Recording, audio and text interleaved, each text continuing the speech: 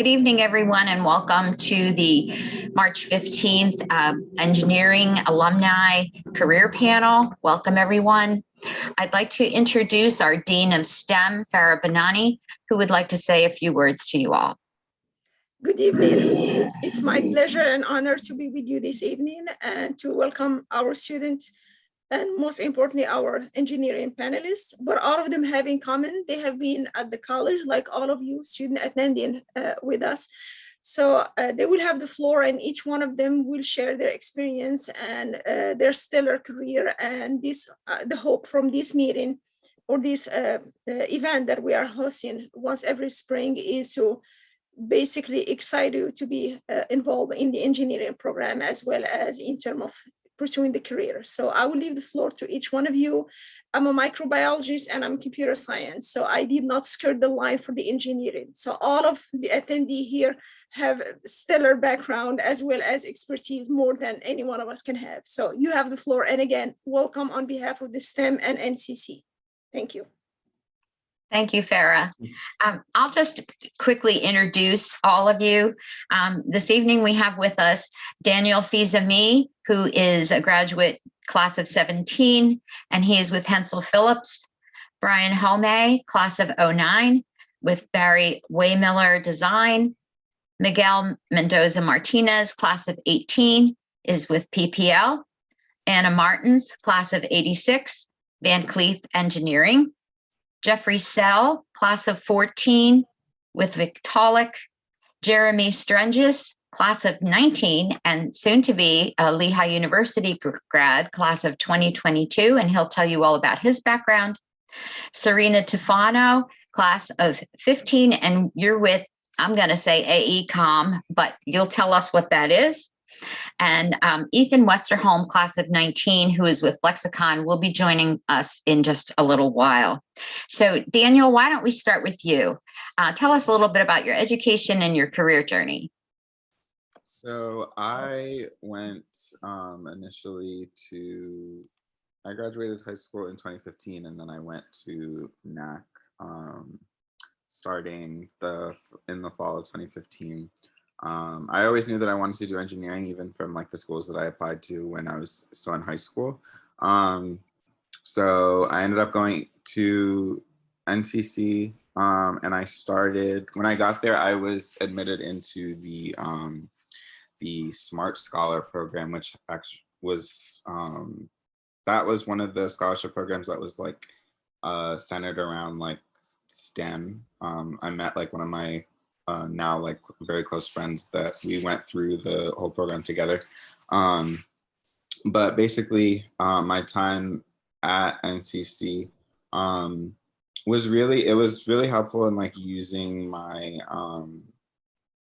in like adjusting to like the whole college atmosphere before I was able to like go off on my own, because I spent 2 years at NCC, and then I graduated, and then I went to Northeastern in Boston starting in the fall of 2017. So once I moved on to Northeastern, I initially, when I met with my advisor, I was supposed to be there for 4 years, but I worked with my advisor and we got that cut down to 3. So once I went to Northeastern, I declared my major of civil engineering, because I knew even like in high school that I wanted to do civil engineering. But once I went on to Northeastern, I ended up majoring in civil engineering.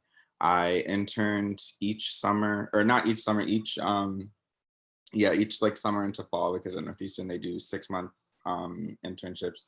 So my first one, I interned in New York at a multidisciplinary engineering firm that worked with like integrators to put technology into like floor plans and all the buildings that they were building. And then my second internship was with a construction firm out of Fairfax, Virginia, when I was living in DC, which is actually where I live now. And I worked on the expansion of the I-66 highway that they've been working on since, I believe, 2018. I think that was supposed to be completed this year.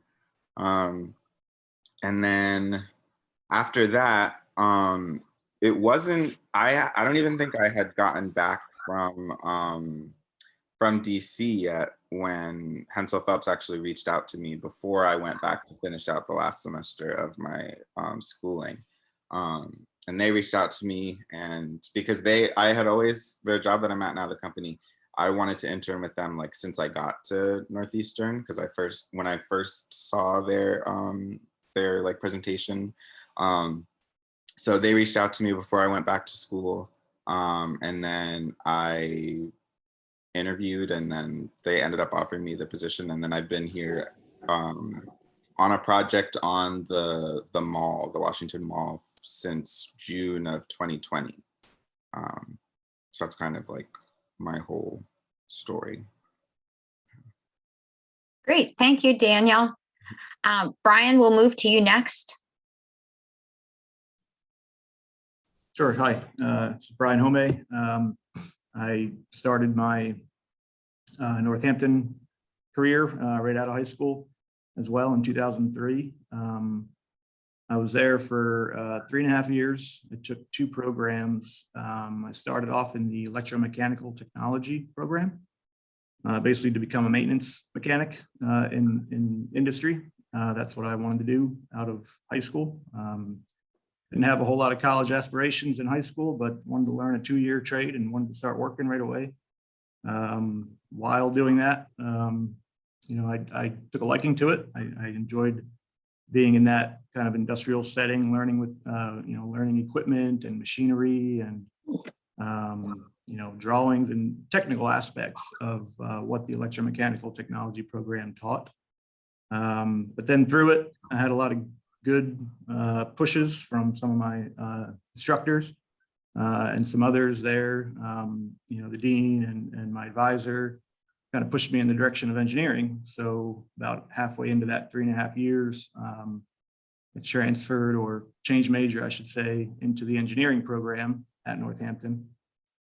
Finished that up. And then after that 3.5 years, I transferred to Drexel in Philadelphia for mechanical engineering.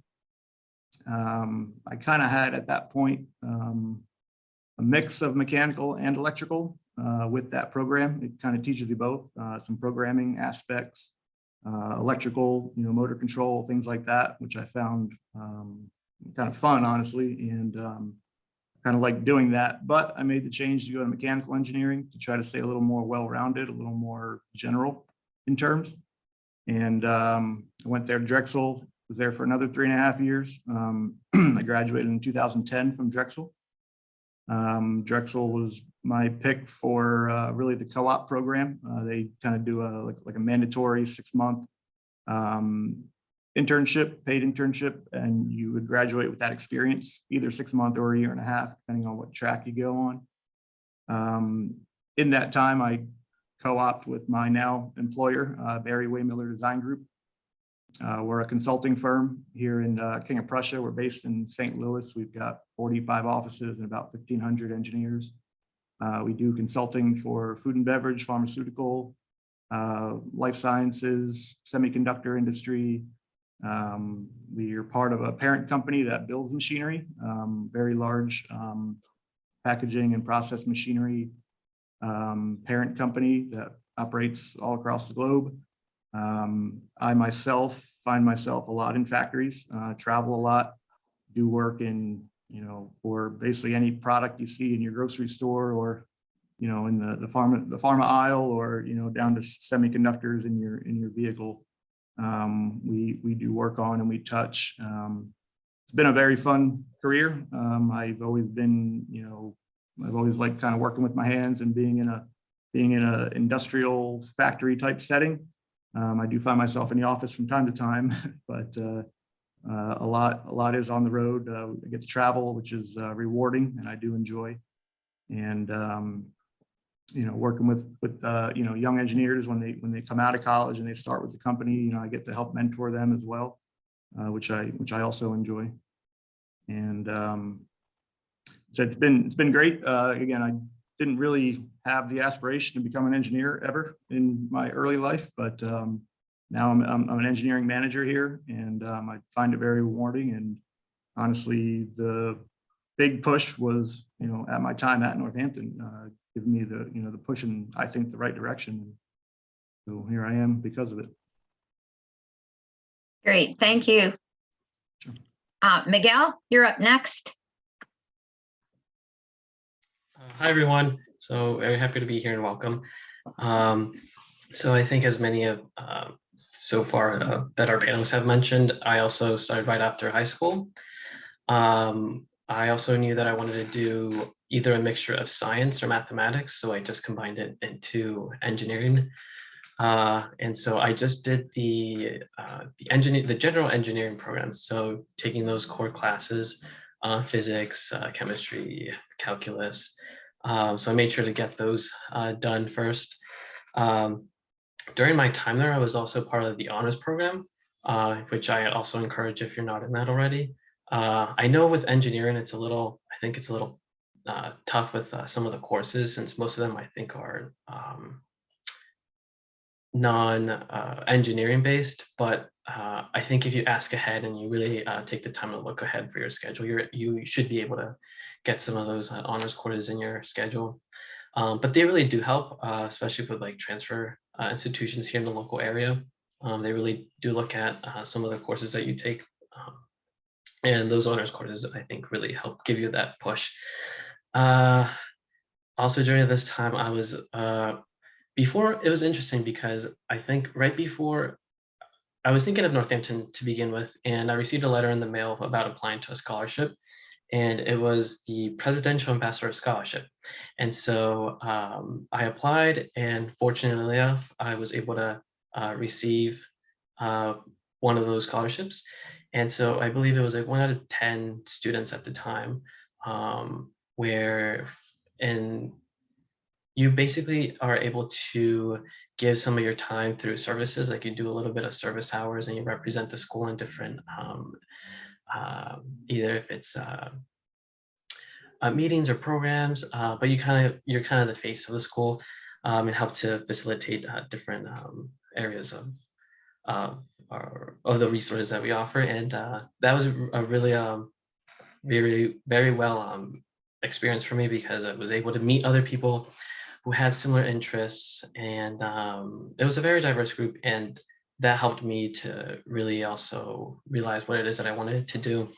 So then after those 2 years, I applied to a few local schools in the area, and one of them was Lehigh University, and I was able to get into their electrical engineering program. And that's what I ended up studying. So I initially wanted to do environmental engineering, but a dear friend of mine really convinced me to do electrical engineering with her. And so in the end, I enjoyed electrical in the sense because to me, it was a little bit more specific focused with like the curriculum.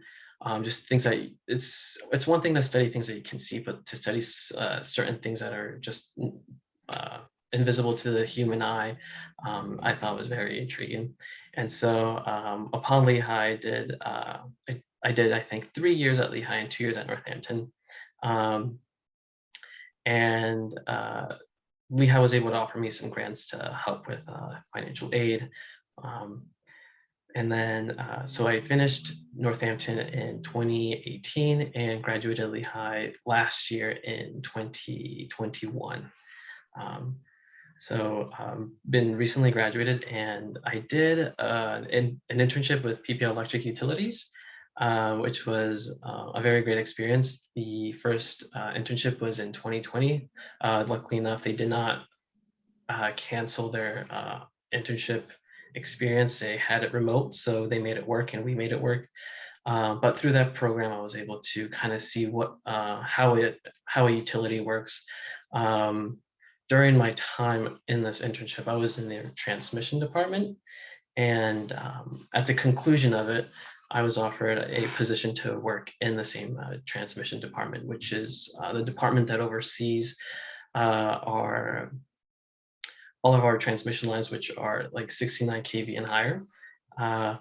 So it's been very interesting. At this point, I am protection. I'm in the SCADA control group, so we focus on making sure that we have the most up-to-date revisions for our different software that we use for our different assets to help deliver our electricity to customers. And some of the projects that I worked on have been our MOLBABs, which is just a fancy name for switches that we have on our transmission lines. I help to oversee, make sure that they're up and running, that communications are good back to our control center. So it's been a very enjoying a bit of a fun experience, I think. And the good thing is at least at PPL, they really do offer opportunities to exploring a job shadow within the company. So there's always room to grow and different things to learn. And I think that is it for me. Great, thank you, Miguel. Now, is your good friend who helped you change your mind Callista? That is correct. Okay, so why don't we jump over to Callista? Hello, everyone. So I actually graduated early from high school and went to NCC, not planning on being there for long. But I ended up really falling in love with NCC. I loved the professors more than anything. What I noticed at NCC compared to when I went to Lehigh is that, and nothing against Lehigh, I love Lehigh too, but the professors were so attentive and they really cared about you, and they weren't involved in research as much. So they really paid so much attention to you.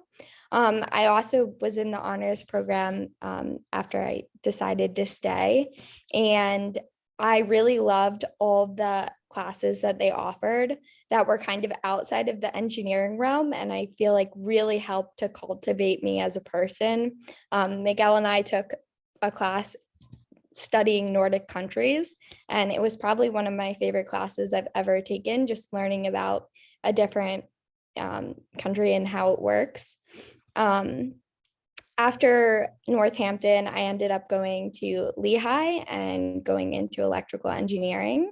And I really felt that NCC prepared myself, and for the others here who also went to Lehigh, prepared us very well for the classes that we had to take there. I really felt that the classes at NCC were pretty comparable to Lehigh classes. So I didn't think the transition was that difficult. So I'm really grateful for NCC for preparing us for that. And then currently I am working at Infinera, which is a California-based company, but they actually have a branch in Allentown. And we deal with telecommunication devices, so high levels of optics. And yeah, it's really cool. I work in the manufacturing field and I absolutely love it. So very grateful for NCC and for all of the people that it really allowed me to connect with and who I still talk to this very day. So I think that's all I have. Thank you, Callista. It's great to hear. Anna, let's go to you next. Hello, everyone, and thank you, Karen, and everyone for setting this up. This is really cool, and thank you for inviting me. I guess I'm the dinosaur in this crowd. You know, I was looking at the panel and I thought, wow, I am so much older than everybody else. So my story is, and I'll try to keep it brief. So I was born in Portugal. My parents moved me here and our family when I was 10. We didn't speak any English. I went to grade school and high school, and I went to Bethlehem Catholic High School. I had no idea what I wanted to do when I grew up. And back when I looked at majors, they didn't have all these cool majors that you can kind of combine now. There was, you know, civil engineering, chemical, mechanical, you know, electrical, and that was about it. So I knew I liked math and science. So I applied with my best friend to go to Villanova University, and I was going to take some classes to see what I wanted to do. Well, the last 2 years of my high school, or my last 2 high school years, my sister was very ill. She ended up passing away my senior year at the end of, in May of my senior year. And she left behind a 1.5-year-old that my mom was beside herself trying to figure out how to care for this little girl. So I said, well, I guess I'm not going to Villanova, Mom. I'm staying here to help you. And at that point, I said, well, we have NCC. It was called NAC in my time, in my backyard. So let me go apply and take some classes. So I really liked architecture. So I took intro to architecture classes. I took some engineering classes and so on. And agree with Callista, and I'm sure a lot of people here, the professors were phenomenal, very approachable. I never felt like any of them made me feel like I was bothering them or too stupid in the questions I asked, because physics was not my forte. But I met some great people, some great students. I did my 2 years at Northampton, graduated in '86, reapplied to Villanova at this point, because by this point I thought, I want to be an engineer, I can do this. And what I have to say, which is a really big kudos to Northampton, is that, you know, a lot of community colleges have, or kids that go to community colleges have trouble sometimes transferring credits. I can tell you Villanova took every class that I took at Northampton. And because Villanova is a Catholic school, every year we had to have one theology-based class. Well, I had already missed 2, but they allowed me to take my intro to architecture as one of my theology classes and transfer that in there, and another class. So they just raved when they, you know, when I met with them, they said, this is an accredited school. It's a great school.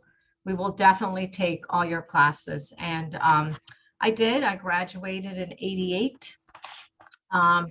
I was offered a job at a local engineering consulting, civil engineer, engineering consulting company in Quakertown. I, of course, was elated because I thought I can still live at home and help my mom and transport my niece.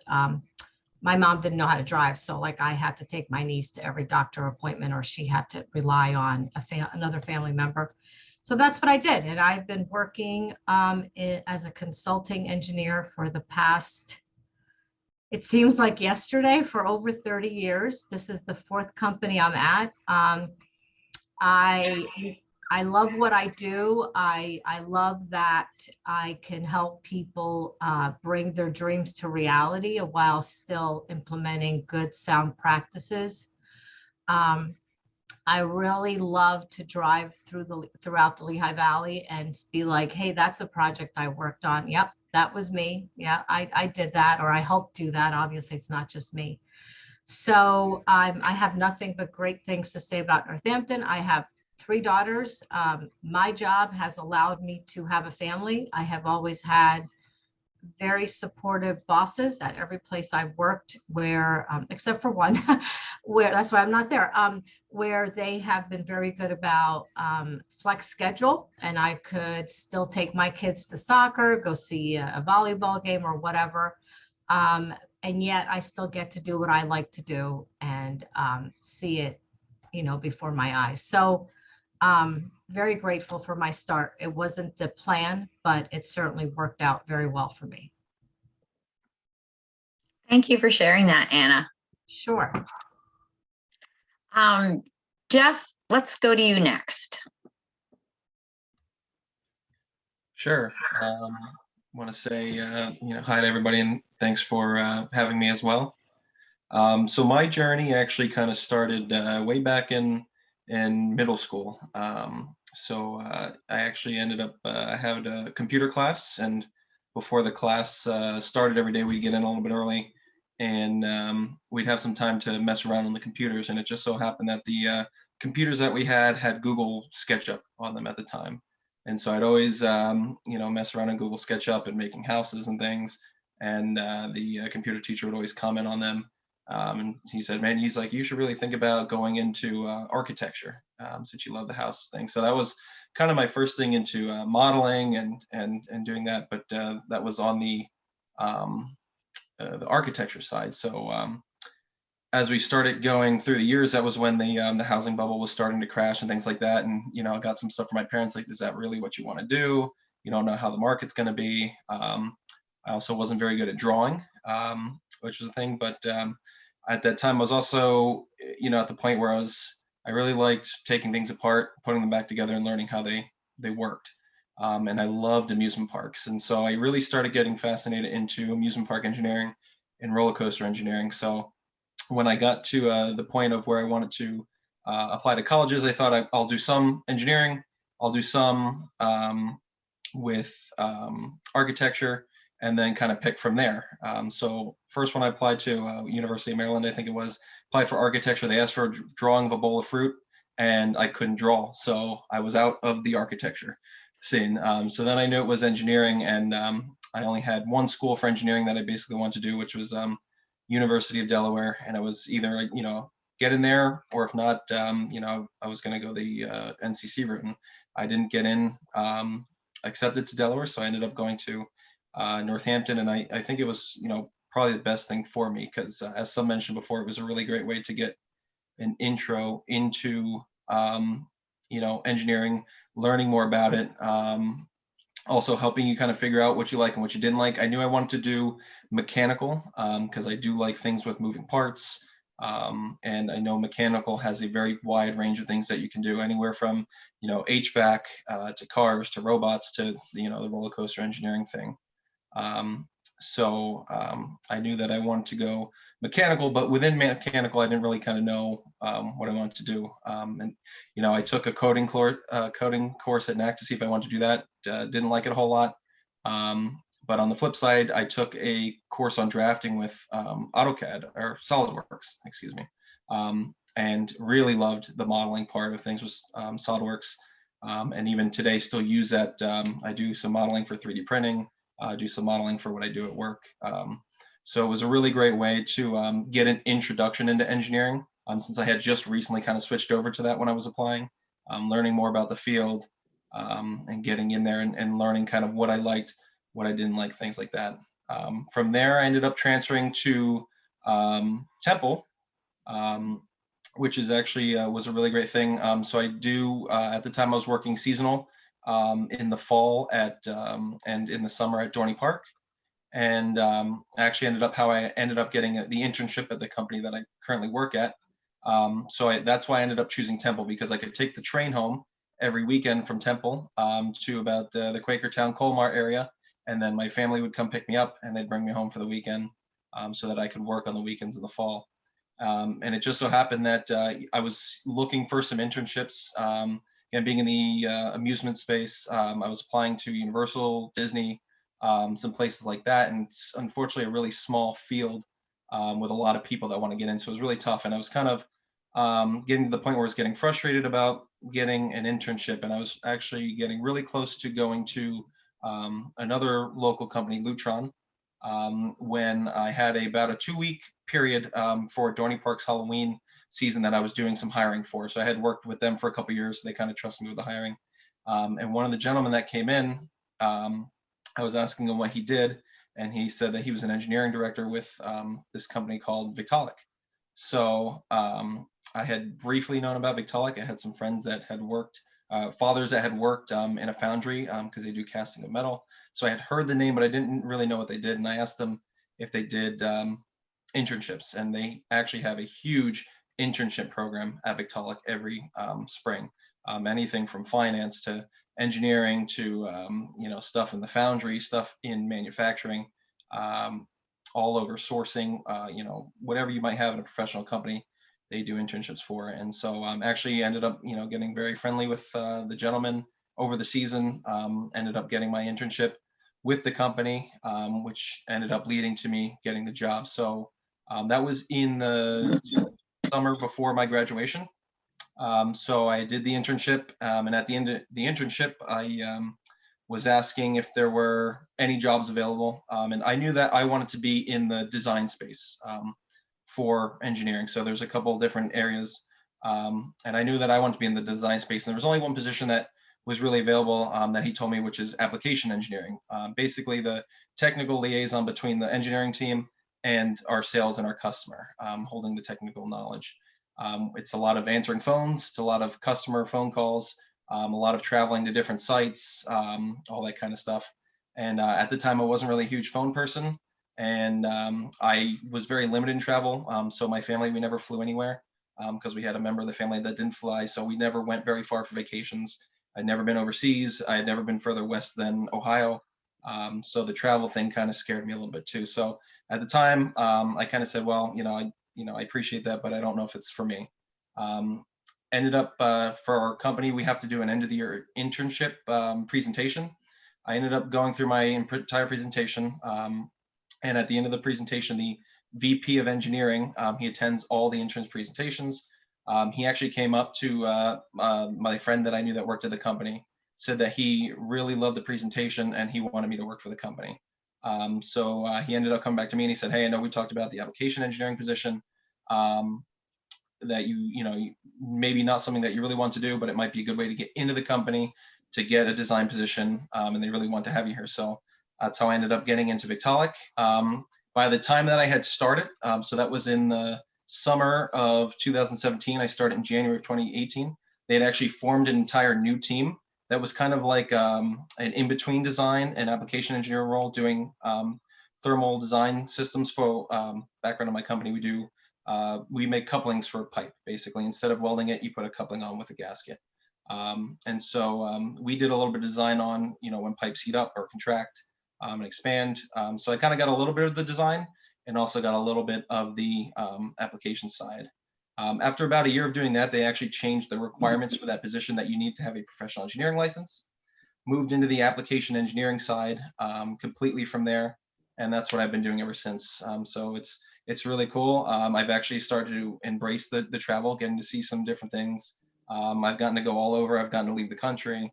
So it's actually something, a lot of the things that, scared me from the beginning, learning to talk on the phone and interacting and, just talking with customers, talking with our sales team, interacting with our design team, and kind of going through all that, giving presentations up front, in front of customers, in front of people when we bring them for tours. And again, that's something that I'll credit to NCC, because I did take a class where we had to give presentations in front of the class. So another thing that kind of got me there. And actually, that's one of the things that I get in my yearly reviews, is I'm one of the best people to give in-person presentations. But certainly it's an interesting role. And again, going back to NCC, I do really credit them for, getting me, my start in engineering and really kind of figuring out where I want to go, and also giving me some of those skills that I actually use in my job today.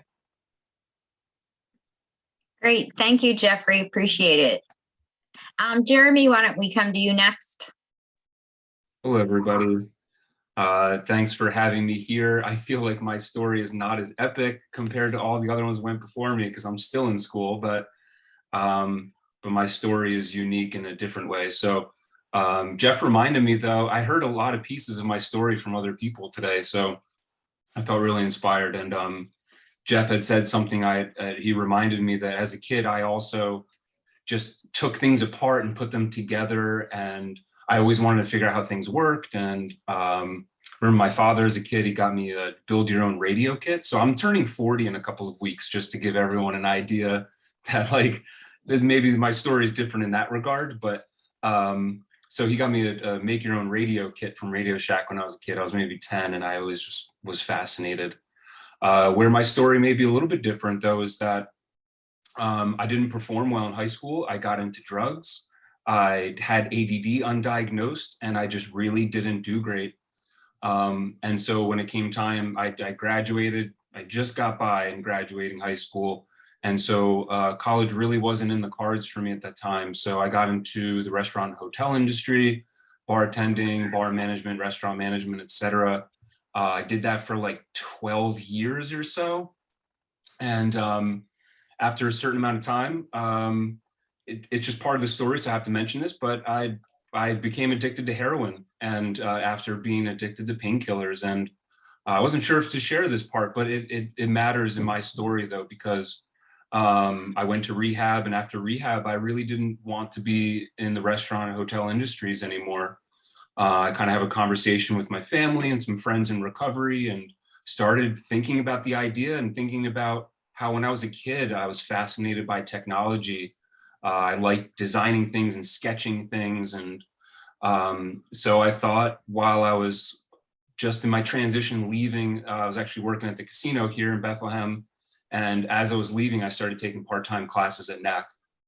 I told myself that engineering would be a good fit because I was at least good with math and science when I was a kid, in high school too. And I was also just interested in technology. So I took some part-time classes. I got 2 A's in my first semester, after not being in school for over a decade. And that was big for me. It built up my confidence. But also just to, give props here to NCC that I identified with a lot of what people shared today, that I felt very comforted. I always felt helped, and I always felt I had the access, and everyone helped along. And I wanted to give a shout out to Josiah Mount. I don't know if he's still a professor there, but Josiah Mount, I had 3 classes. Yes, he's with us, and he still great. teaches physics. Yes, and I had 3 well. classes with him. I had Calc 2, Calc 3, and Physics 2. And he was an important part of my development as far as learning the material, but also being prepared for when I transferred. Also at NAC, I joined the engineering club. I became president there for, I think, 1 or 2 semesters before I transferred out. But that was another opportunity for me to work with other like-minded individuals that were all dedicating our personal time to do something to develop ourselves, and to, we're trying to work on a project. I can get into that later if someone had questions on it. But I did also want to mention, though, to anyone that considers transferring, I found out from someone that was going to Lehigh when I was at NAC. They were going to Lehigh. They were also in their 30s. And they had told me that since they were a financial aid student, that they got a full ride to Lehigh. I at first thought that maybe that was just, he was being exuberant, but it turns out it was true. So I tried as best as I possibly could to be the best possible student at NAC, to be a great candidate to transfer to Lehigh. So I had an awesome GPA, I'll just say that, and it was with the help of many people. There was recovery help at NAC. I know that this meeting right now isn't necessarily about that, but if anyone needed to know that, I did get some help with my recovery from people at NAC too that worked there. So on top of that, the Honor Society and everything else packaged together with the job that I was working at that time helped me be a great candidate for Lehigh. And I'm now at the end of my 3rd year at Lehigh, and I've not paid a dime to go here, which is a really crazy thing to say. I've also gotten off-campus funding too, so it pays for this lovely Southside apartment that I'm in right now, that sometimes has a squirrel in the bathroom, ceiling, but whatever. Anyway, bad joke. Okay, so moving forward though, I've continued to be able to succeed at Lehigh though, because NAC definitely prepared me, and I identified with what some other people said here too, is that the difficulty, but also the material was very similar to when I transferred. So there wasn't like this huge jump. There was a couple of big differences that I'll give some of the students here a heads up about. 400 people in a lecture class, and like, it's really hard to get a hold of the professor to ask questions or something. I didn't know what a TA was. I didn't know that I had to contact the teaching assistant instead of the actual professor. So some of these things I had to learn the hard way. Anyway, so I've been able to succeed at Lehigh. I hold like a 3.72 GPA here at Lehigh. I've had Dean's List all but 1 semester here. So I'm very proud of that. And more currently in these recent times, as I'm graduating in a couple of months, I've applied to an insane amount of jobs, like somewhere between 65 and 75 jobs. I lost count. I've interviewed maybe like 40 interviews in the last like 3 or 4 weeks. So I've been very busy with the heavy course load too.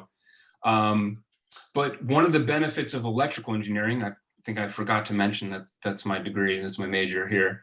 But one of the benefits though, if I can sell electrical engineering to anybody, is that there is just this huge spectrum of different areas to go into. So just even today, I interviewed with Tesla on doing like validation for circuits. Earlier today, I interviewed with a battery manufacturer in California, some new battery technology. And last week, thanks, Brian. Last week, I interviewed with energy companies and semiconductor manufacturers, and there's just, I actually flew to California. A company flew me to California for my third interview with them last week. They are more of research and design for glass and optical fiber optics. So that would be for a prototyping role. So this whole story started out though at NAC because NAC helped me develop an appetite and figure out things about myself that I can then turn that into, okay, what does my future look like? What kind of job can I look forward to in the future? So I had people there, just to throw this out there too. I had people at NAC help me build my resume and help me write my cover letter, because in the hotel and restaurant industry, it looks, a resume in that industry looks way different than an engineering resume. So I had to kind of restructure all of that and build that out. And NAC had all of these people to help me with all of these different things. So I'm very grateful for that. I'm probably like the least known, biggest fan of NAC that I tell people about it all the time. There's been actually a few personal friends, especially friends in my recovery program, that are currently at NAC right now because of my inspiring stories and telling them my experience. So anyway, so last thing I'll just wrap up with. Yeah, I'm waiting for job offers, official job offers. They should be coming in like this week or next week from all these interviews. And yeah, and I'm very proud to be a NAC alumni. Thanks for listening. Thank you for sharing your story, Jeremy. It's very relevant, very relevant. Serena? Hi. Can everyone hear me okay? Yes. I'm getting a little feedback. Okay. And the sun's in my eyes. Yeah, everyone's story has just been fantastic. This is a wonderful experience. Thank you for having me here. I guess I'll start off just telling you what I am, and then I'll get into how I got there. So I'm a civil engineer and I work at AECOM. AECOM is the acronym. It stands for Architectural Engineering, Construction, Operations, and Management. We're an international consulting firm, and we specialize in those areas I just mentioned. And I work out of the Philadelphia office. So growing up, I've always struggled with what I wanted to do since I'm very little. I remember my teachers telling my parents that I need to like stop worrying, because I would just ask every adult I knew, how do you know you wanted to be a teacher? Like, how do you know you wanted to do this when you grew up? I would ask my parents, everyone. And I never wanted to hate what I did. That was like my biggest thing. I wanted to love what I did with my life. So, you know, I still didn't know. It's like senior year, I'm taking calculus, anatomy. I'm really interested in all these things, but I don't know what I want to do with these things. I like calc. What do you do with it though? So I went to NCC undecided in 2014, and I was just still continuously asking professors, and I knew I was sort of on a math and science track. So I was in all, you know, the math classes, the physics classes and stuff. And I remember talking to one of my physics professors, it was Miles Harris, and he is, if he still works there. He's still with us. Yes, he's still with us. Awesome. And, you know, I asked him how he knew he wanted to be, you know, like his career path and everything. And I told him, I really don't know what I want to do with my life. And he's like, what about engineering? And you know, it's like crazy that I even say this right now, but I didn't know what engineering was. I'm like, what is that? So, you know, then I did tons of Google searches and researching everything. And I've always been really interested in cities and buildings and just how things work in general. I think we all kind of share that common. We share a lot of things in common, which is what I'm getting from hearing everyone's story. So then I just started taking, whatever engineering classes I could at NCC, and I transferred to Drexel in 2016. And while I was at NCC, I was pretty heavily involved in that school. I was always talking with the teachers or the professors and my classmates. I'm pretty extroverted person. So if I was like around, I definitely introduced myself to you. And I was in the Honor Society Phi Theta Kappa with Michelle Protopapa. And I was on the tennis team. We played out of the Bethlehem campus. So I went to the Monroe campus, but I would travel back and forth all the time. I was in the honors classes there, and I was also one of the math tutors. And that was actually a really rewarding experience too, because I was just, I love being able to help people. So being able to help other people, especially with a subject as intimidating as math, that was like one of my favorite things. But to speak on the transferring process, like I think Anna mentioned and other people, transferring was seamless. When I went to Drexel, they took every single one of my classes. I was nervous about it because I did spend, this time at Northampton. So I was nervous that it wasn't going to count. And they were even counting other classes in with other ones. Drexel is weird. They do like the trimesters. So instead of English 1 and 2, you have English 1, 2, and 3. Instead of physics 1 and 2, it's like 1, 2, and 3. It's the same information. It's just spread out a little bit more. And they counted absolutely everything. They gave me credit for like the 3 classes and stuff. And the curriculum is exactly the same, if not identical.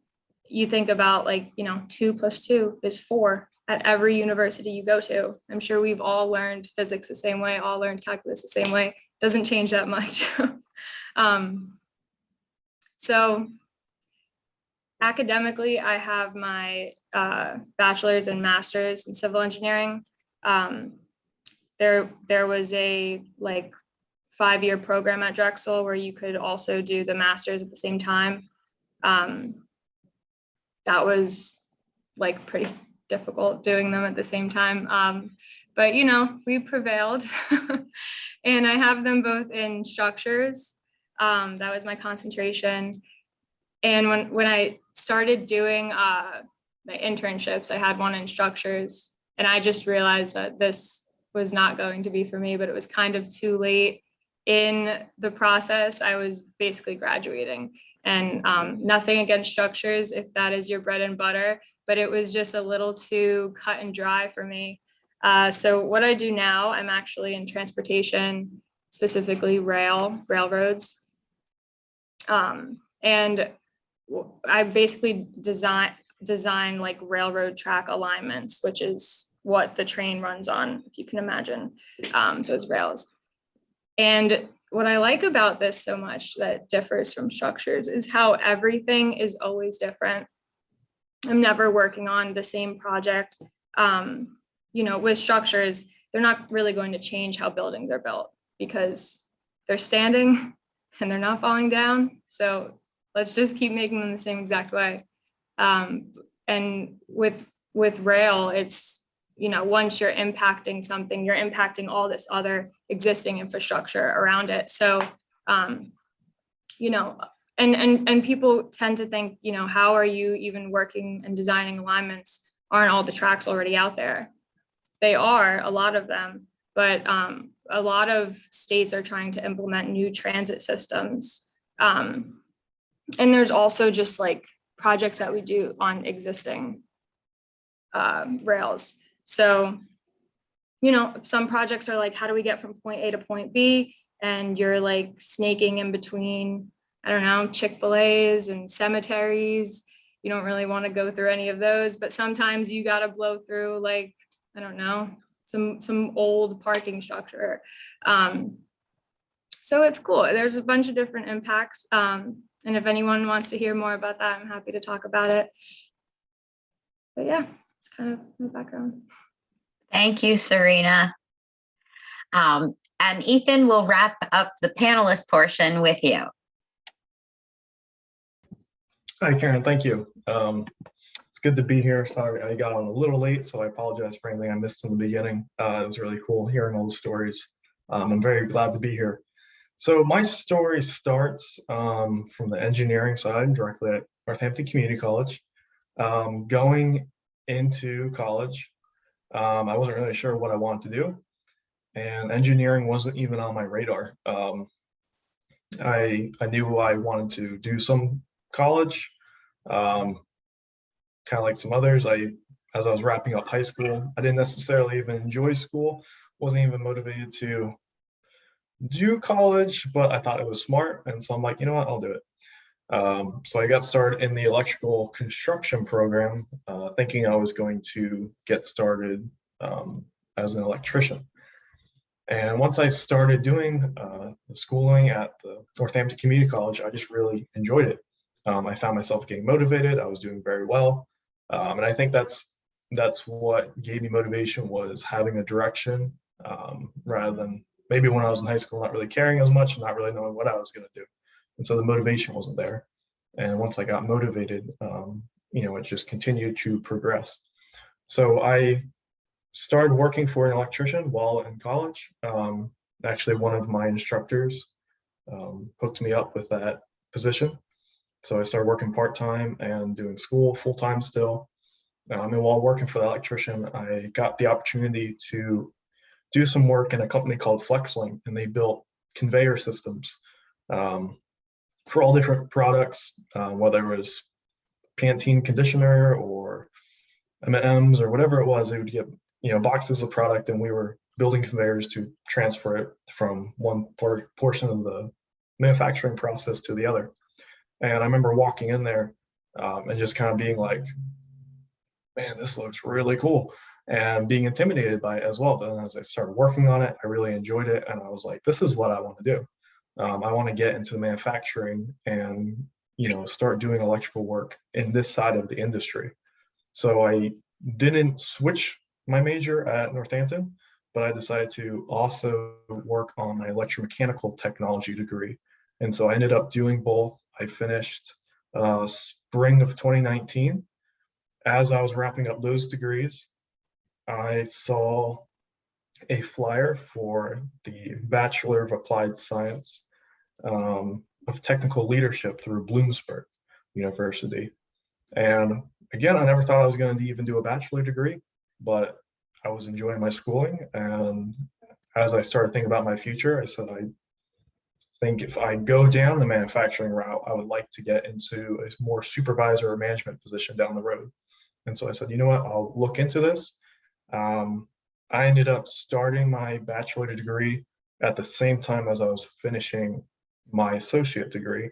And so I started in spring of 2019, and I finished with my bachelor's in summer of 2020.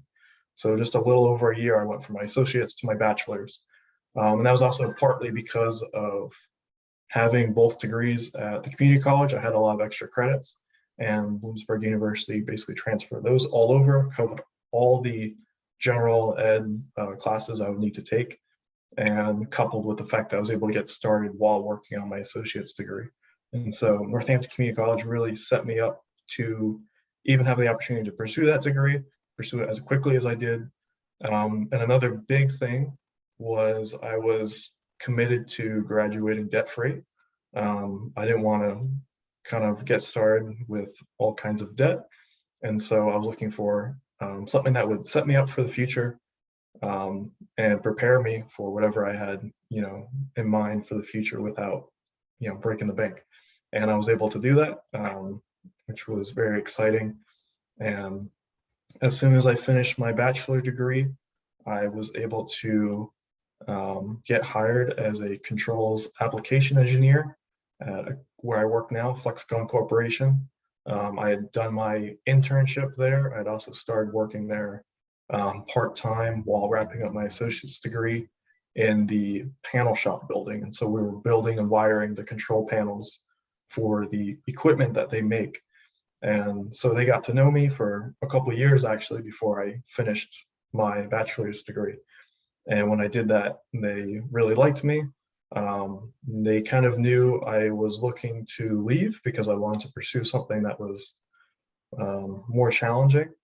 And so they introduced me to an engineering position.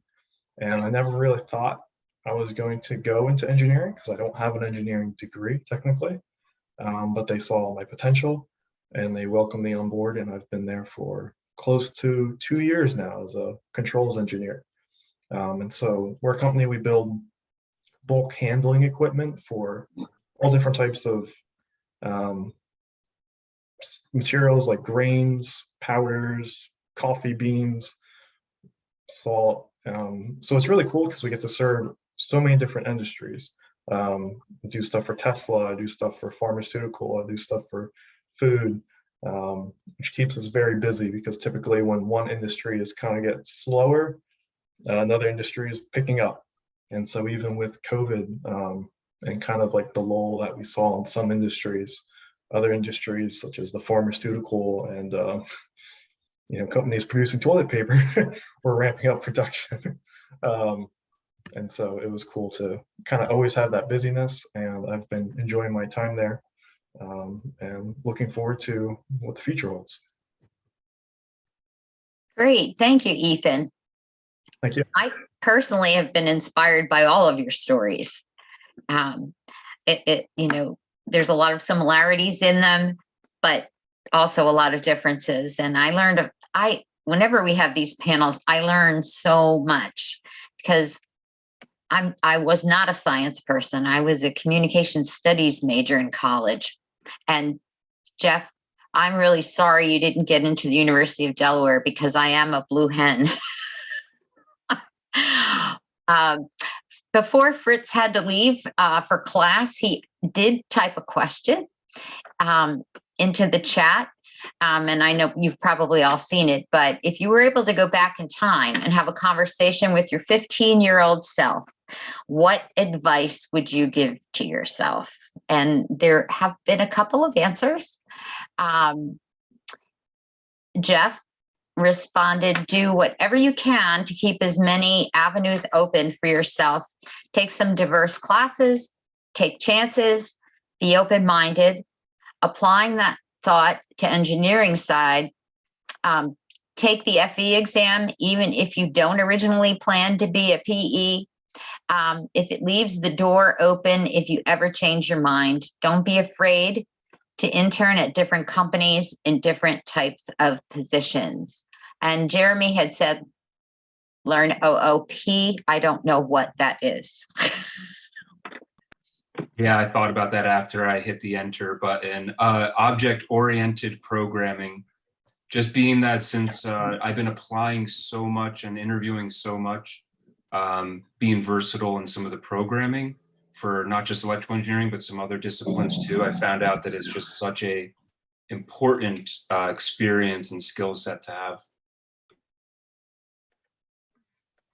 Anybody else have advice? I was just say I'll elaborate on where mine comes from. Obviously, I kind of mentioned before that I really want to get into roller coaster engineering, and actually, still, that's the goal. Hopefully, one day. But it's such a narrow field. So a lot of the stuff that I did and a lot of decisions I made were made with that in mind. And unfortunately, when you do that, it does kind of close the door down to different things. And then also just from a general standpoint of other people that I've met, other people that I know that have gotten opportunities to do different things, to get their dream jobs and things like that. They do diversify and they learn a lot of things. So, even going into engineering, you want to get an internship at a company and you think, I want to get something that's directly engineering related. But having different experiences widens your horizon on your resume. So like, I know a lot of jobs that I have looked at least in, the amusement engineering thing, they like to have project management skills, because if it's not a big company, and a lot of them are not, they don't hire specific project managers. The engineers are the project managers. There's people, that if you know how to do sourcing and things like that. A lot of people that I have also seen been successful. One, they intern at different companies. Not to say that you can't. You know, I know people at Victaulic that have interned at Victaulic for 4 or 3 seasons, and you know they're still successful. But being at different companies to see how different philosophies are and different cultures at different companies are, and also having different positions. So don't just always do an engineering. You know, don't be afraid to do a project management, or you know, something on the financial side, or something on the you know, the machining side, or the you know, that side of things, because if the more that you know about a company and the more that you know about the process, the better it might help you be. If you're going to be a design engineer, to know how the foundry works and how casting metal works, that's going to help you when you design a product, if you're going to design something for that type of process, or how things get machined, you know, how CNC machines work, all that different stuff.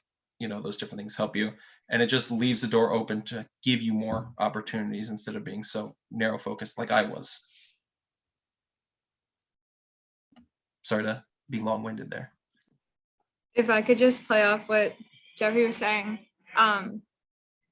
perfectly said. And you know, just to add to it, as well as keeping the door open, you also want to make sure that you're making connections with people, and honestly, just being nice. You'd be surprised how far just, you know, a smile, remembering someone's name, having a small conversation, not even related to engineering at all, how far it goes with people. And that's something that will 100% keep doors open for you. You never know where you're going to wind up in life. And when you're 15, kids are kind of mean. So yeah, just always being nice. Thanks. I would say, I know back then, and even like as I was going through school, I always kind of second guessed myself in terms of whether or not I felt like I was like, I had like the actual skill to be an engineer, because I know everybody in this panel, I'm sure, knows how difficult it is to be in school as an engineer. And sometimes I feel like we can let that like get to us. I know I did, because I know most of the people on the panel said that they, once they got to their schools that they transferred to, had like, it was a very smooth transition. Northeastern was not. It was definitely a different transition for me. But I didn't really let that like get in the way, because I knew, I don't know, I knew like what I wanted. And I think that's one thing that I always like kept in front of me. So I feel like it's important to not let yourself be discouraged if you don't think like maybe you have like the best skill, because I know like when Serena was talking about structures, because structures was my concentration, and that class, like the first structures class I took was like the most difficult class I ever took, but it was because my professor was bad. And then I took another one, and I had a completely different professor, and I learned it like really, really well. I still struggled, but it became like one of my favorite things, because I really like learned it the way I was supposed to. So I think to always keep that in mind, like you don't have to be like a master at something, and I wouldn't let that like get in the way of what you want to pursue. Yeah. I think also with engineering, you get that stigma that, you know, we're all nerds, we're all like, we don't know how to talk to people. We are very, you know, like sitting at your desk, because that's what, when I was younger, I thought an engineer did. You sat at your desk, you crunched out some numbers, you did, you know, some of that. And really what I've come to find out, at least in my profession or in the consulting engineering, civil engineering, where, you know, people come in here with, here's my property, we want to develop this, or we want to, you know, build a shopping center or raise a shopping center to build something else, is that engineering takes a lot of, at least in my part of it, you have to have very good people skills. You have to be able to communicate. You have to be able to, you know, you have to be precise with your work, obviously, and there are computations and figuring out how you're going to make something happen. But you have to also be able to talk to agencies who review your plans, to talk to the client, to be able to go to meetings, to municipal meetings, and you have somebody in the room who has no idea about what it is that you do. And now you have to go like in layman's terms, but yet not talk down to them and be able to explain in a more understandable, at least to their level. And I'm not putting anybody down. I'm just saying, unless you are in it, you really don't get some things. So there's a lot involved. And, you know, and one of the things that I've been fortunate to do is I also, because I am a people person just by nature, I also get to do some of the marketing for our firm. So I get to go out there and get involved. So I would say that's the other thing, is get involved in organizations, get involved in meeting people, because all of that helps not only with the people skills, but also, like some of you have mentioned, you never know who you're going to run into, someone that may have that next great job opportunity for you, or can give you, you know, refer you to somebody that they know is looking for exactly what it is that you're looking to do. So never be afraid to change. Don't be afraid to talk to people. Always keep an open mind, and always be willing to hear people out and be out there and put yourself out there. So just some tidbits from, you know, being at this for a long time. Thank you, Anna. Barrett, did you have something you wanted to add? Yes. Beside the soft skills that Anna mentioned, I would encourage all of you, even our current students, as well as all of you, learn another language. I speak 6 languages. Because of my languages, beside, yes, I am a scientist and I'm computer science. So back to what Anna mentioned. So yeah, usually I hear this from the computer science. We're nerds, we don't talk to people, we don't do anything. So the object-oriented that you mentioned, Jeremy, yes, it does help, because you could apply to everything. Learning another language, especially in the engineering, you are in high demand. And in December, I was the only one selected from the US to represent our college in the VIP engineering. People from all over the world were there. I am the only one. Because of this 10 days where I was there, I am back, and now I am working on an agreement. And this is for all of you current student we have right now. I'll be signing an agreement. And once you finish your AS engineering with us, you have free ride. You heard me right. You have grants, you have scholarship to every of the 25 engineering schools in France. The difference between the US engineering program and the French one, and I study in the French program. French is my, well, I have many native language, but I would go with French, the first one, basically. Like here for engineering, you have 4 years bachelor, and then you can do either 1 or 2 years for the master, depending on the school. In France, 5 years, there's no bachelor, there's 5 years, and it's equivalence of the master here in the US. So not only you are saving 1 year, but part of the requirement in the 4th or the 5th year, you can do it either of the 2 years. Students in the engineering programs across all the schools in France, they're required to have an international experience. So you may go back here in the US and be close to your parents and have the internship in one of the companies we have. So this is for you to know, and I will be sending official communication throughout the college once it is finalized. For all of you who have the job, and Jeff, when you mentioned now you are traveling, imagine if you have more languages, this will open more. And speaking of roller costs, Dubai will be a market. I will encourage you to look at the UAE. They're always hiring engineering and Japanese students. So that would be my advice. Learn another language. Beside traveling, yes, you can do fun stuff. It is useful in any job that you will have. Thank you.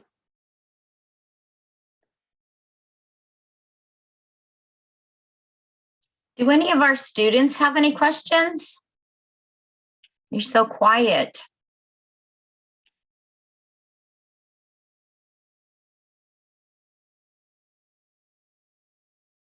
I guess not. Any of our panelists have any final words they'd like to say? Any final advice? Oh, we have a question. Typically, how long does the internship process take? Now, do you mean finding one or the actual internship itself?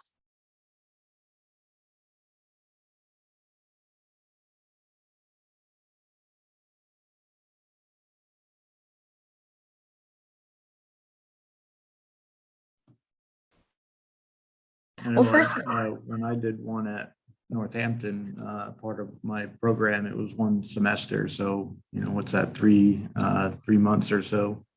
I did an internship at FlexLink in Allentown, but then at Drexel, they have a co-op program, very similar. It's paid and it's part of the curriculum, but it's a 6-month co-op. You can take the 4-year program or the 5-year program. The 4-year gives you a 6-month co-op. The 5-year gives you 3 6-month co-ops. And you can graduate with a 1.5 years of experience. One example. What was the difference in academic workload from NCC and your 4-year schools? Was it drastically different? I personally didn't feel like it was that different. Like I said earlier, I thought that the academics, like classes at Northampton, were pretty similar to the classes at Lehigh. Obviously, going into electrical engineering, it's a little more in depth in those specific areas. But as far as the workload itself, I would say it was pretty similar. I don't know if anyone agrees or disagrees with that. Jeremy? Yeah, I'll agree with most of what Callista said. Actually, we had a class together last year, signals or circuits and systems, or signals and systems, I don't remember. But so classes like that, just to say, are definitely like, it could be sometimes like twice the amount of work. But it's for the reason that Callista was getting at, though, is that they are so specific that you just don't have a lot of foundational concept that you can actually build from a community college in order to approach those types of fundamentals. So, but on top of that, I would say it also depends on the professors. So at Lehigh, like right now this semester, I have a really heavy workload, but it's only from 3 of my classes. The other 2, I barely have like any homework or anything, because they're like 300 level courses and they're just really trying to instill in us like very specific topics. For instance, photovoltaics for solar module design. We will get more into things in the next few weeks, I'm sure. But so it depends semester to semester. A year ago when I took that class with Callista, I had 4 other courses that were all ECE that were all very demanding. And that was probably my hardest, most amount of time I spent in a week, So like one class required around 15, sometimes 20 hours of homework to put together the reporting and also to analyze and to do the entire project every single week. It was 15 and 20 hours. So just a little glimpse of how that can work. At NAC, I felt like it was not as demanding, also because I was mixing in like history or psychology into some of the math and other courses. It was kind of a mix, so I can manage my time, where Monday I knew I was going to spend writing papers the whole day, and then Tuesday I knew that it would, or Tuesday, Wednesday, Thursday, I knew that it would be more of like I would have to focus on my math assignments or physics assignments. And but so transferring, I kind of lost a little bit of the English-based or literature-based courses, and it became like mostly all engineering courses across the board, which can be not as, or they could be as demanding, but also more challenging sometimes. Mm-hmm. I think another reason too why the workload, if it does feel like it's more, is because NCC, they have a lot of really great resources. Like I know for Miguel and myself, we spent so much time in the learning center, and the tutors there were so great if you didn't understand something. And a lot of the professors at NAC, you could just go and talk to them and they would really spend time with you. I think Jeremy mentioned earlier, some of the Lehigh professors, it's not that they maybe didn't care. It's just some of our classes, they were so huge. They had so many students. And so they just couldn't do a lot of the one-on-one experience that you really got at NAC. So I actually kind of liked that better about NAC than Lehigh and wished that maybe Lehigh had some of that, but a lot of the professors, they're just more involved in research or they have larger classes. So I think that could be a reason why the workload may feel more is you just don't have the same opportunities to have those one-on-ones with professors or the learning center where, like I said, we spent most of our time. So Yeah, I'll piggyback on that super quick. I totally agree with that in the sense that at Lehigh, when you approach a professor or even sometimes a TA, when you need help on something, you can't ask them to just walk through everything that they just taught in like that week or last week's class. Like you have to come with them with a very concise, ready to go. This is where I have difficulty. Can you please explain that? And they give you maybe 10 minutes or something. So, and a lot of the reasons, you know, like Callista had led to is that there's so many other students, and then some of them are doing their doctorate research and they teach multiple courses, and it's the amount of free time that they have. It's sometimes tough. Sometimes they have a good amount of time, but most of the time you have to kind of go through the TA. You have to have things ready to go and ready to discuss to get the most out of it. So yeah, like at the Learning Center, I remember you can go there for 3 hours and just hang out. Or the chemistry one that was in, what was it, Williams Hall? I forget now, but the chemistry learning center too. Penn Like, Hall. yeah, Penn Hall, thank you. I remember you can hang out there for just like a few hours and just get help on things. And whereas at Lehigh, you have to work at it until like that last drop, and then you have to bring that to them. So that's where working at it on your own, even when you don't understand it, it's very time consuming. Yeah, I was gonna say, just to piggyback off of everybody else that's kind of said everything, I think, one of the big differences is that, when you're at Northampton, you are starting to take some of your introductory courses, and you also do mix in some of your gen eds and things like that. When you go over to your wherever you go for your full, your to finish your degree, you're getting into all of your core engineering classes at that point. So it's not necessarily that the workload is harder.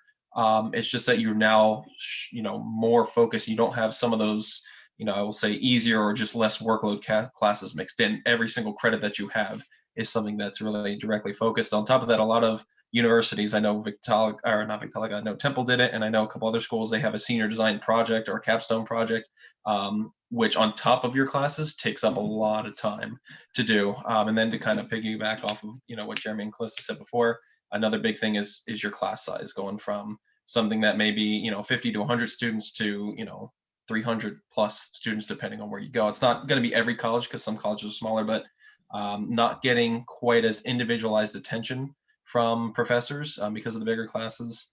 And just one thing personally that I saw at Temple, and maybe an unfortunate thing of Temple, a lot of the professors seem to be there to get their research projects done, and not necessarily for the teaching aspect of things. And so it was, kind of as described by other people before, it was harder to get them to be able to explain in better terms, I guess, or to get their attention more.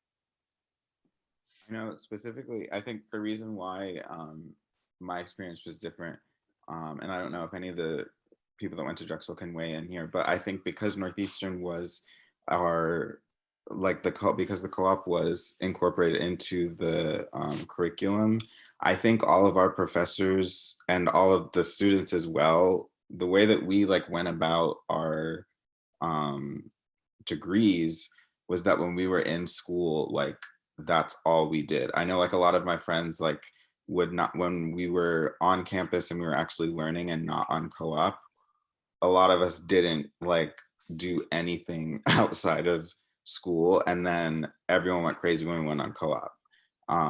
So I think that's probably one of the reasons why, and I feel like the professors got that and understood it, so that's why they weighed us down so much with our work. But I guess it depends from place to place. Yeah, Daniel, I was gonna say that, and I remember that you went to Northwestern, so I was like, you probably get it. And Brian went to Drexel too, so he gets it. Yeah. That was the biggest difference. It was going from like a semester-based school to like a quarter-based system where you have classes for every season, basically. And you get like a week break in between. So it's just like go, go, go. Yeah, that was the thing that I struggled with the most from Northampton to Drexel was that quarter schedule. It was like 10 weeks of classes, a week of finals. You had 1 week off, and you did that, 4 times a year. You worked through the summer, or you had classes through the summer. There was four quarters that you went, and it was just, you finish your finals, and 2 weeks later you start a new class, and you're basically just studying for the midterms, the first 4 weeks, and then you're studying for finals the next 4 weeks. And it was very rigorous, very fast paced. I did struggle with that at the beginning, but then once you get into that role, you kind of realize, kind of what you have to do and how you have to, focus your time. Lots of all-nighters. I didn't pull any all-nighters at Northampton, but Drexel, you pull some all-nighters to get your work done.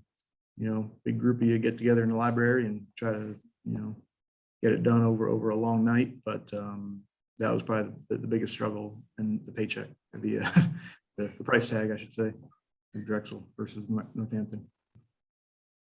And I would just say one other thing, on my end that I face is I'm not quite as outgoing, at least at the time, wasn't quite as outgoing as, some people. I know, Serena, you mentioned that you're very outgoing. When you transfer over, you're mixing in with all the students that have started at that university. A lot of them have already started their little cliques and their little study groups and things like that. So trying to work your way in. So it's not necessarily directly related to workload, but your ability to kind of learn if you don't get material or to study, to have people to study with, things like that. It can be tough if you're not quite as social to be able to get in there. Because again, the ones that had started, in my case at Temple, or if you went to Drexel, that started at Drexel, wherever you went, they've already been there. They've formed their friend groups. They've formed their study groups. So, trying to get in with that and having people that you can rely on and help. In my case, it did help that we had the senior design program, which starts very early. It's a multiple semester thing. So I was forced to get into a team. And from that, we basically all had the same classes towards the end. And that's what ended up helping me get study partners. But it can be something that's difficult when you transfer, mixing into the people that have already kind of been there for, their entire duration. Yeah, Go sorry, ahead. you can go, Serena. No, you go ahead. I have a very different outlook on it because I met my best friend in the entire world at NCC, Miguel. So I feel like it gave an opportunity to make friends from like 2 different communities or 2 different places. And I don't know if your school had this, but for Lehigh, they put you together with all of the transfer students. So they immediately gave you a community of people who were in the exact same boat as you were in. So you could really branch out and make friends that way. I don't know if your school didn't offer that, but if you're planning on going to Lehigh, they definitely do introduce you to other transfer students so that you can go in and have friends.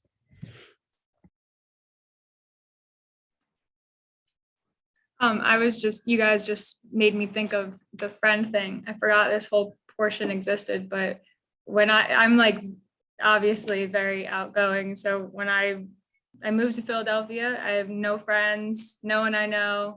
And that was hard for me. I was just like FaceTiming all my friends, like, what do I do? But it can definitely be hard, but just try and put yourself out there in any type of group that you might think that you have a little bit of interest in.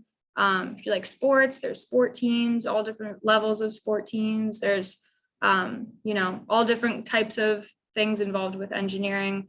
And then you'll start to meet people through those groups.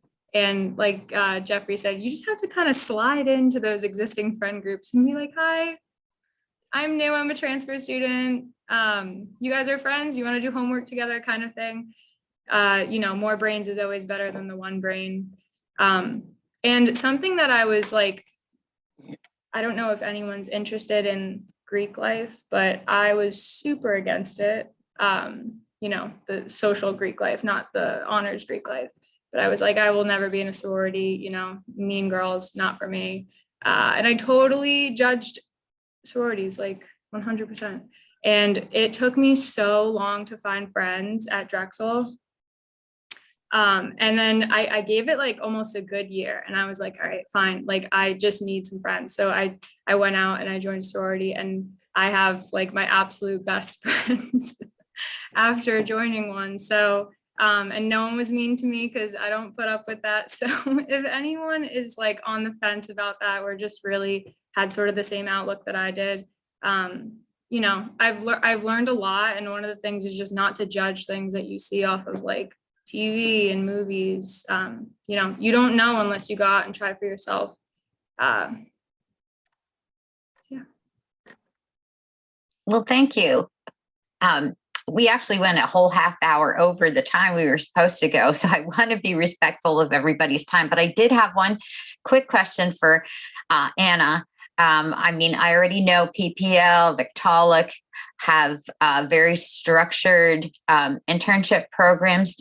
Does Van Cleef do any internships or job shadows? Yes, we do.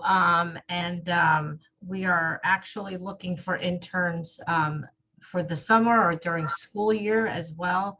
We actually had a few of our engineers started by coming to work here as more like a CAD draftsman or just picking up some survey technician out in the field helping our survey team. And then what that transpired into was going to not NAC, but like Lafayette, Lehigh, to get their engineering degree. And we are very accommodating with people going to school and, working around that schedule because, in the beginning, some classes can be taken in the evening or, whatever at off work hours. But then eventually there's some classes when you get into your major specific topics and like we were talking about getting more into the classes that are harder and more in tune with what your degree is going to be. We work around somebody having to go to class on Monday and Tuesday morning, and then they come in afterwards. But yes, we hire interns, and we definitely have gotten quite a few of our permanent employees that way. Great. And would you be the contact, like from my department, the Center for Career Development? We Yes, actually go ahead. I'm sorry. I was going to say, we actually have a person, Jill, who is our internship manager. Okay. And we do a pretty organized job shadow over the winter break. We'd love to talk to you about that. Sure. And we are always willing to bring people in to do some job shadowing. I have a daughter of a friend who was trying to decide what kind of engineering she wanted to do. So she came in and she followed me around for a week and kind of went to some meetings with me and did, some of the work, saw what we did before she applied to college to, with some more of an idea of what it was that her focus was going to be. So yeah, we are always interested in talking to people. When you called on me, I was just putting in the thing, my email address, if anybody wants to ever talk or has any questions.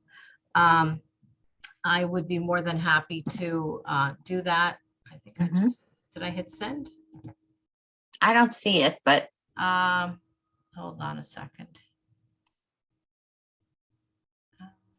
Oh, hold on a second. I'm trying to send it.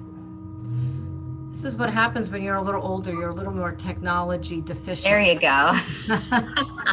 I was somehow trying to send it to Jeremy. I don't know why. And I guess because he's no longer on, it wasn't sending. So I changed it to everyone. So there it is. If anybody ever wants to, or if you know someone, if you've got a friend that is looking for something, we are certainly very happy to talk to you. Great.